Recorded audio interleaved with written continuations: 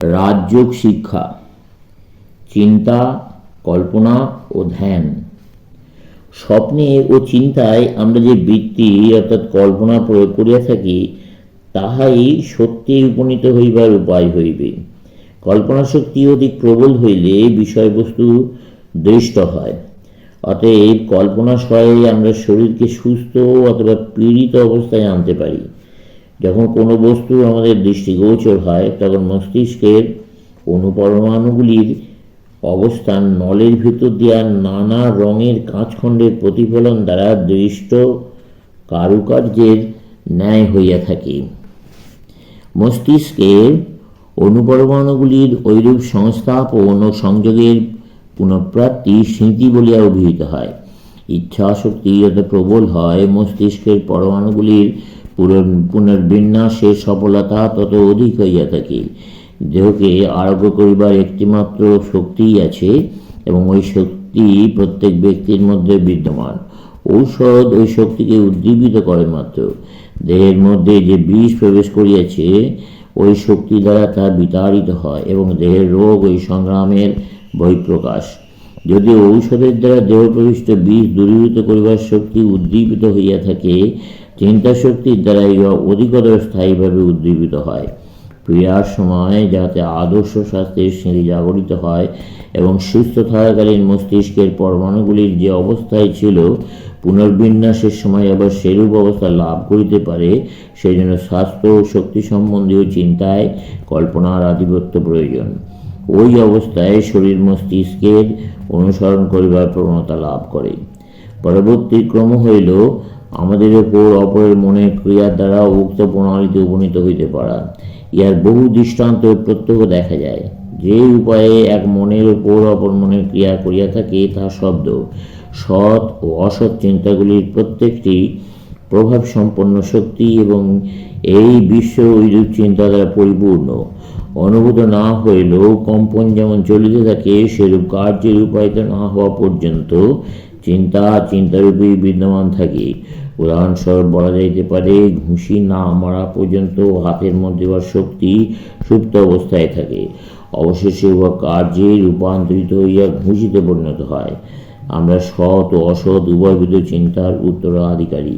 যদি আমরা নিজেদের পবিত্র সৎ চিন্তার যন্ত্রস্বরূপ করি, তবে সৎ চিন্তা সকল আমাদের মধ্যে প্রবেশ করিবে। শুদ্ধাত্মা কখনো অসৎ চিন্তা গ্রহণ করিবে না। অসৎ লোকের মনই অসৎ চিন্তাগুলির উপযুক্ত ক্ষেত্র। এগুলি ঠিক জীবাণুর মতো উপযুক্ত ক্ষেত্র পাইলে ক্রমাগত বৃদ্ধি পায়। চিন্তাগুলি ক্ষুদ্র ক্ষুদ্র তরঙ্গের ন্যায়। নতুন নতুন আবেগ ওইগুলিতে কম্পন সৃষ্টি করিয়া চিন্তারাজ্যে উদিত হয়। অবশেষে এক বৃহৎ তরঙ্গ উত্থিত হইয়া অপরগুলিকে আত্মসাৎ করে।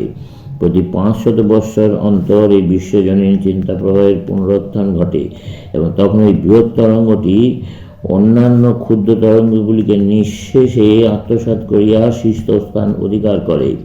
এইরূপে একজন প্রত্যাদিষ্ট ব্যক্তির আবির্ভাব ঘটে। তিনি যে যুগে বাস করেন, সেই যুগের চিন্তাসমূহ তিনি নিজ মনের মধ্যে ধারণ করেন এবং ওইগুলিকে বাস্তব রূপ দিয়া মানব জাতির নিকট অর্পণ করেন। কৃষ্ণ, বুদ্ধ, যীশুখ্রিস্ট, মোহাম্মদ, লুথার প্রভৃতি মহাপুরুষগণ বৃহদাকার তরঙ্গের দৃষ্টান্ত স্বরূপ। তাঁরা তাদের সমসাময়িক মানুষের ঊর্ধ্বে উঠিয়াছিলেন। তাদের পারস্পরিক ব্যবধান প্রায় 500 বৎসরের। যে তরঙ্গের পশ্চাতে সর্বদা উত্তোজ্জ্বল পবিত্রতা ও মহত্তম চরিত্র বিরাজ করে, তাহাই পৃথিবীতে সমাজ সংস্কারের আন্দোলনরূপে প্রকাশ করে। আর একবার আমাদের যুগে চিন্তা তরঙ্গের স্পন্দন বিস্তার লাভ করিয়াছে এবং ঈশ্বরের সর্বব্যাপিত্ব উহার অন্তর্নিহিত ভাব এবং নানা আকারে নানা সম্প্রদায়ের আবির্ভূত হইতেছে। এইসব তরঙ্গের উদ্ভব ও বিলয় পর্যায়ক্রম হইলেও গঠনমূলক ভাব সর্বদা ধ্বংসের অবসান ঘটায়। তখন মানুষ নিজ আধ্যাত্মিক স্বরূপ লাভের নিমিত্ত গভীরে ডুব দেয়। সে নিজেকে কখনো কুসংস্কার দ্বারা বদ্ধ বলিয়া অনুভব করে না। অধিকাংশ সম্প্রদায়ের অস্তিত্ব ক্ষণস্থায়ী এবং উহারা বুদ্বুদের ন্যায় ওঠেও পড়ে, কারণ ওই সকল সম্প্রদায়ের নেতৃবর্গের সাধারণত চরিত্রবল নাই। পূর্ণ প্রেম ও প্রতিক্রিয়াহীন হৃদয় দ্বারাই চরিত্র গঠিত হয়। নেতা চরিত্রহীন হইলে তার প্রতি আনুগত্য সম্ভব নয়। পূর্ণ পবিত্রতা দ্বারা স্থায়ী আনুগত্য ও বিশ্বাস নিশ্চিতভাবে লাভ করা যায়। এটি ভাব আশ্রয় করো, উহার জন্য জীবন উৎসর্গ করো এবং ধৈর্যের সহিত সংগ্রাম করিয়া যাও। তোমার জীবনে সূর্যোদয় হইবেই। কল্পনার প্রসঙ্গে পুনরায় ফিরে আসা যায়। কুণ্ডলিনীকে এমনভাবে কল্পনা করিতে হইবে যেন তা বাস্তব। ত্রিকোণ অস্থিখণ্ডে কুণ্ডলী আকারে সর্পটি অবস্থান করিতেছে, ইহাই প্রতীক। তারপর পূর্বে যেরূপ বর্ণিত হইয়াছে সেভাবে প্রাণায়াম অভ্যাস করো এবং নিঃশ্বাস ধারণ করিয়া বা শ্বাসবদ্ধ করিয়া উহাকে 4 সংখ্যা আকৃতির নিম্নে প্রবহমান স্রোতের মতো কল্পনা করো।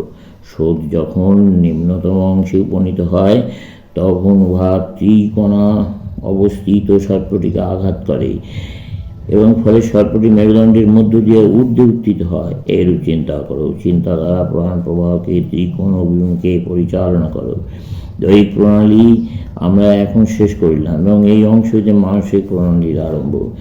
প্রথম প্রক্রিয়ার নাম প্রত্যাহার। মনকে বাহ্য বিষয়তে গুটাইয়া অন্তর্মুখী করিতে হইবে।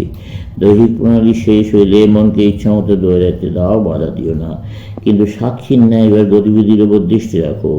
এইরূপে এই মন তখন 2 অংশে বিভক্ত হইবে, অভিনেতা ও দ্রষ্টা। তারপর মনের যে অংশে দ্রষ্টা আবার সাক্ষী তাহাকে শক্তিশালী করে এবং মনের গতিবিধি দমন করিবার চেষ্টায় সময় নষ্ট করিও না।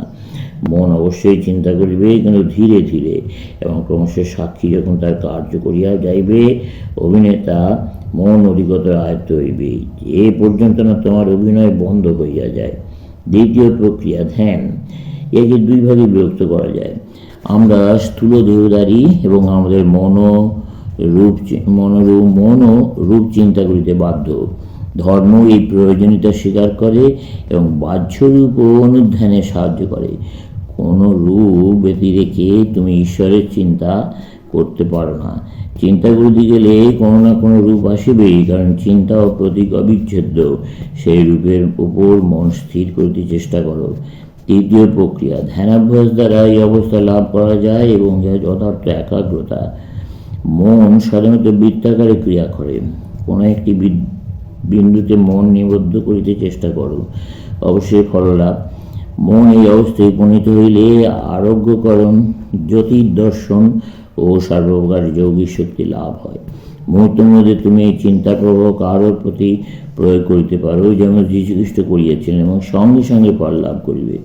পূর্বে যত শিক্ষা না থাকায় এই সকল শক্তি দ্বারা অনেকের পতন ঘটিয়াছে, কিন্তু আমি তোমাদিগকে ধৈর্য ধরিয়া যুগের এই স্তরগুলি খুব ধীরে ধীরে অভ্যাস করিতে বলি। তারপর সমস্তই তোমাদের আয়ত্তে আসবে। প্রেম যদি উদ্দেশ্য হয় তবে কিছু পরিমাণে আরোগ্যকরণ অভ্যাস করিতে পারো, কারণ প্রেম কোনো অনিষ্ট সাধন করে না। মানুষ মাত্রই অল্পদৃষ্টি সম্পন্ন ও ধৈর্যহীন। সকলে শক্তি লাভের আকাঙ্ক্ষা করে, কিন্তু সেই শক্তি অর্জন করিবার জন্য অতি অল্প লোকই ধৈর্য ধারণ করে।